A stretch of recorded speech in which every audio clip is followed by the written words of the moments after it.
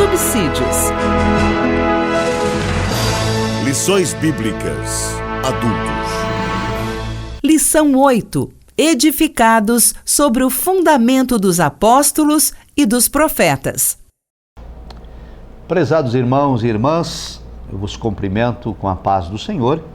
Estamos outra vez aqui reunidos para estudarmos a lição de hoje, de número 8, edificados sobre o fundamento dos apóstolos e dos profetas. Nós estamos dando continuidade ao capítulo 2. O apóstolo Paulo, no versículo 20 a 22, ele trata sobre essa questão e é importante nós destacarmos alguns pontos para com os nossos alunos. Estudamos na lição passada que pela cruz de Cristo nós somos reconciliados. Os gentios reconciliados com os judeus e ambos, judeus e gentios, reconciliados com Deus. E de ambos os povos, Deus fez um único povo, a igreja. E agora, no versículo 20, Paulo então trata da edificação dessa igreja. Ele faz uma comparação com um edifício em construção.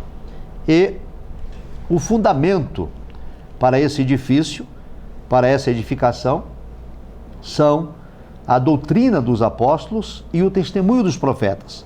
Mas a pedra angular que sustenta todo esse edifício é Cristo.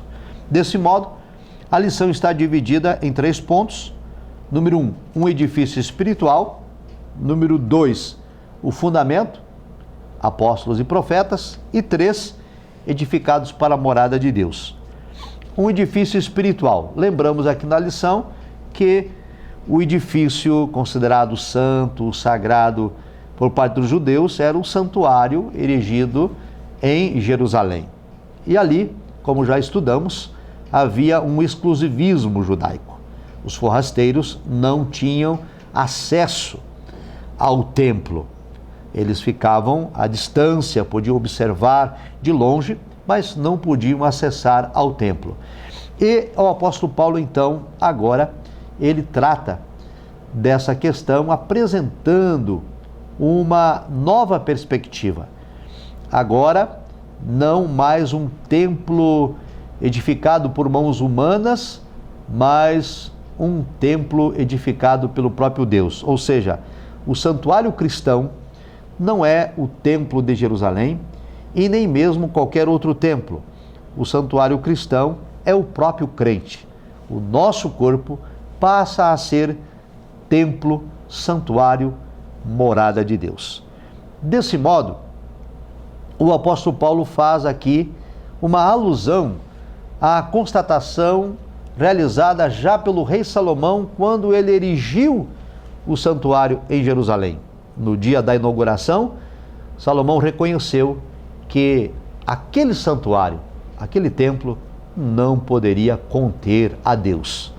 E Estevão, quando ele ministra a palavra e em seguida é apedrejado, ele também dá testemunho disso, que Deus não habita em templos construídos por mãos humanas. E aqui nós temos então uma ênfase a esse novo templo, o templo erigido pelo próprio Deus, o nosso próprio corpo, como morada do Altíssimo. Aqui no texto também destacamos que essa comparação de Paulo à igreja como sendo um edifício em construção, todo edifício precisa de uma pedra angular, aquela pedra principal de esquina que dá a sustentação para esse edifício, que mantém esse edifício em equilíbrio, que mantém esse edifício bem ajustado, que mantém esse edifício perfeitamente construído. E a Bíblia Sagrada, então, nos assevera que Cristo é esta pedra angular, esta pedra de esquina. E destacamos aqui na lição, então, que Cristo é a pedra principal, a pedra que foi rejeitada, que os edificadores rejeitaram, conforme a profecia do livro do Salmo, Salmo 118, verso 22, Cristo tornou-se a pedra principal, tornou-se a cabeça de esquina. E ele próprio se identifica nos evangelhos como a cabeça de esquina, como em Marcos, por exemplo, capítulo 12 e o versículo de número 10, e os demais registros bíblicos, como Atos 4 e 11, 1 de Pedro 2 e 7, Cristo é identificado como a pedra principal. No Evangelho de Mateus, ao terminar o Sermão da Montanha, Cristo disse aos seus ouvintes: a quem vou comparar as pessoas que escutam as minhas palavras e as praticam? Ele disse: eu vou comparar a um homem que construiu sua casa sobre a rocha. Ora, a rocha é Cristo. Ele disse: aquele que ouve minhas palavras e as executa é como alguém que edifica a casa na rocha. Então, vem a chuva forte, bate o vento impetuoso, vem a correnteza e aquela casa permanece de pé. Portanto, Cristo é a pedra angular, a pedra de esquina, ele é a rocha que sustenta a igreja. O segundo ponto, nós temos o fundamento, os apóstolos e os profetas. E aqui é importante destacar claramente que, na verdade, não são os apóstolos o fundamento, mas a doutrina dos apóstolos. Não são os profetas o fundamento, mas o testemunho deles.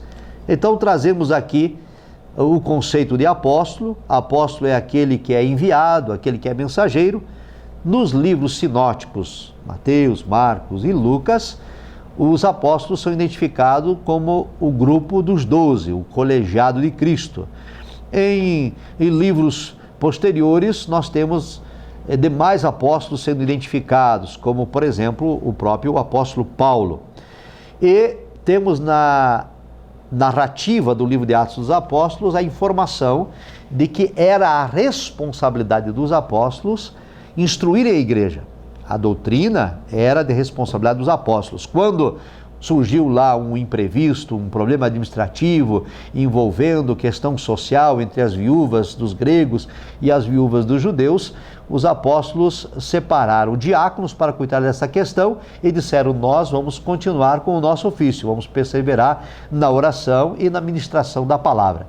Então, o fundamento dos apóstolos é a doutrina que eles ensinavam à igreja. E essa doutrina eles a receberam diretamente de Cristo. O ofício apostólico era o de instruir a igreja.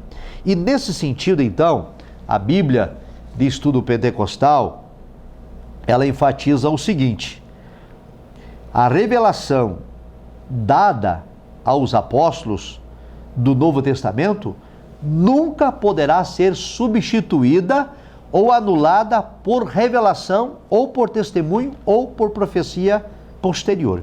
Significa dizer que para nós, os cristãos ortodoxos, a nossa teologia bíblico-pentecostal, de que a Bíblia Sagrada é um cânon fechado.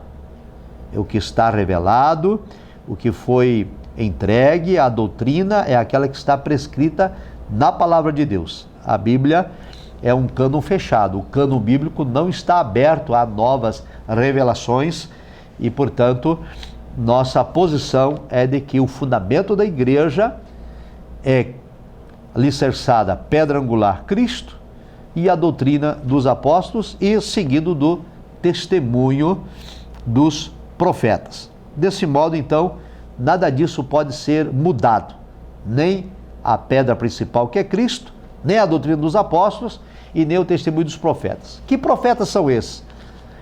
Bem, na lição nós lembramos que profeta significa proclamador, intérprete da revelação divina, e fica muito claro no texto bíblico que os profetas a quem Paulo se refere são os profetas do Novo Testamento.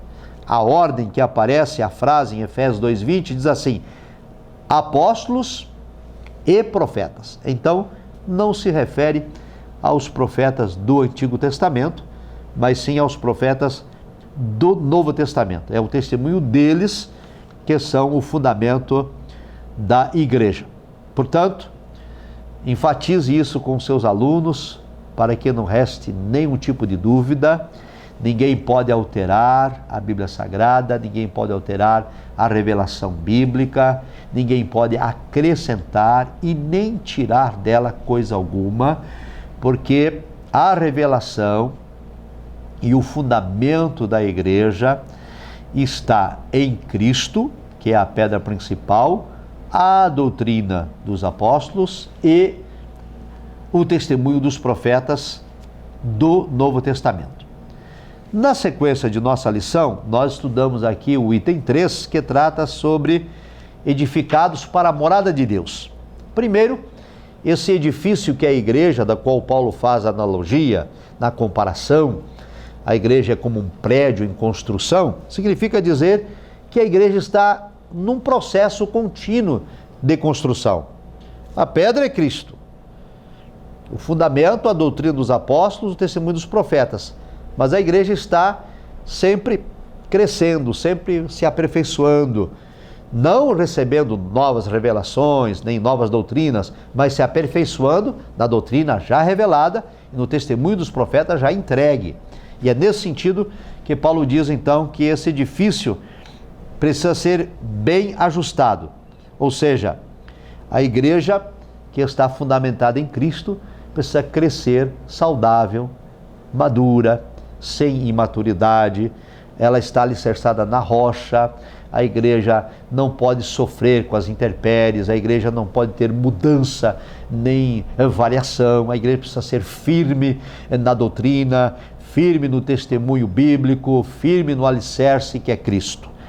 E, desse modo, a igreja se torna então o templo santo do Senhor. Aqui é importante salientar que a expressão usada por Paulo é naon, e naon se refere à parte interior do templo, ou seja, o lugar santo dos santos, o lugar santíssimo, ali onde o sacerdote, o sumo sacerdote, tinha comunhão plena com Deus.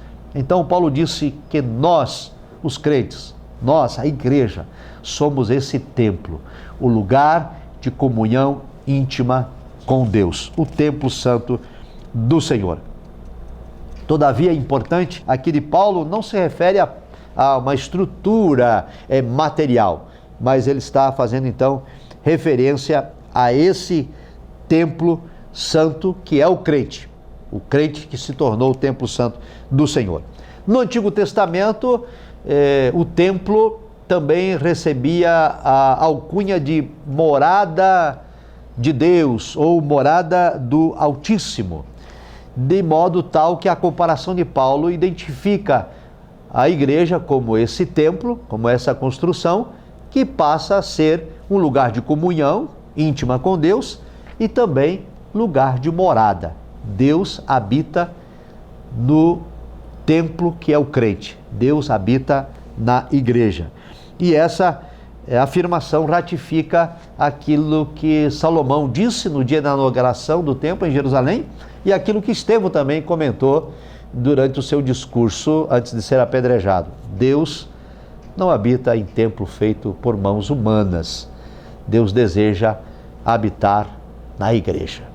E, portanto, é isso que nós devemos salientar e enfatizar para com os nossos alunos. Então, recapitulando o nosso subsídio, a igreja está edificada em Cristo, que é a pedra angular, e fundamentada na doutrina dos apóstolos e no testemunho dos profetas.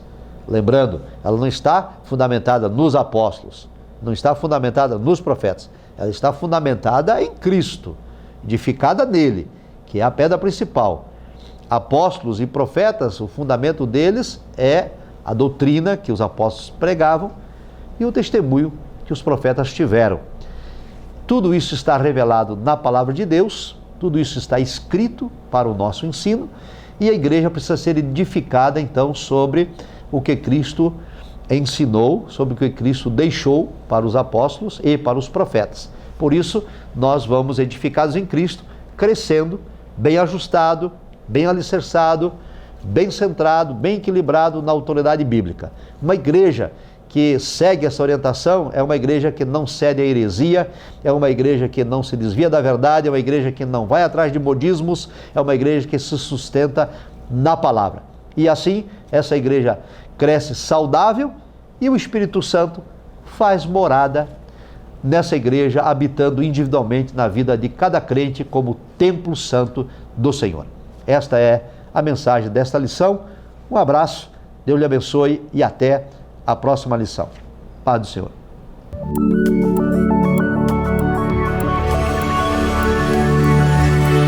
CPAD, a editora da Escola Dominical.